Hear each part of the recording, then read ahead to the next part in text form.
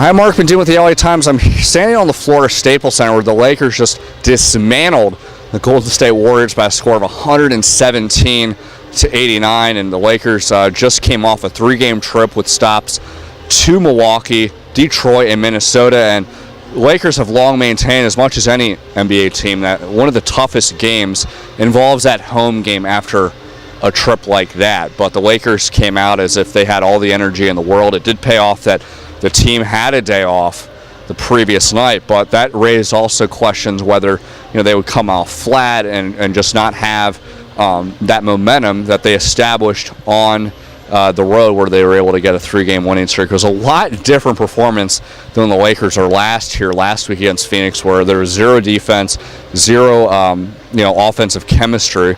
But this time they completely dialed it in. Obviously, you have to consider the opponent. It was a very good sign that the Lakers, most importantly, were able to have all their starters miss the entire fourth quarter and let the bench take care of business, because they built up enough of a sizable lead. With a team that's talking about the key to winning a championship is to be able to maintain health, maintain the energy level. It's games like these that are really going to prove dividends come playoff time, because the Lakers don't have to exert as much energy as possibly if it was a close game, because they took care of business right away. Now, how did they take care of business? Pretty much everything imaginable. They completely dialed in offensively. Pau Gasol led the pack. He had a perfect stat line, going 10 of 10 from the field and 8 of 8 from the free throw line. It made for a 28-point performance, and it put him in the history book. It's only the 6th time in Laker history where a player attempted at least 10 field goals and had a perfect mark from the from field goal range.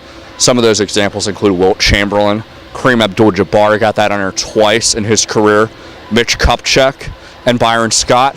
Now Pau Gasol. He's obviously in good company, and that obviously also speaks to just the overall consistency that Pau Gasol's displayed since he got with the Lakers the past 2 years. But he did come off a somewhat sluggish game against Minnesota, where Darko Milicic, of all people, put on a good performance, and also in a kind of a joking manner answered Matt Barnes' perfect stat line, where he went 7 of 7 from the field against Minnesota. And Phil Jackson was joking that Barnes' stat line was actually more impressive because his shots, a lot of them came from three-point range, while Powell was able to get a lot of sky hooks, some easy putbacks, some easy buckets thanks to good passing from the likes of Kobe Bryant, Lamar Odom, Derek Fisher. But he's not the only one.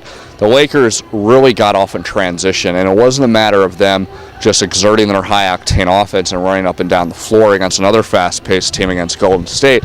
They were able to get a lot of deflections, get a lot of steals, get a lot of rebounds, convert those into outlet passes, into runouts, and really get timely baskets in transition. They weren't forcing the issue at all, but because Golden State didn't really have much of a defensive capability, the Lakers took full advantage. And the result, Lakers able to rest, no one gets hurt, and everyone's happy. Lakers are now on a 4-game winning streak. They're up 12-2, but it's not so much that they win games, it's how they win them moving forward.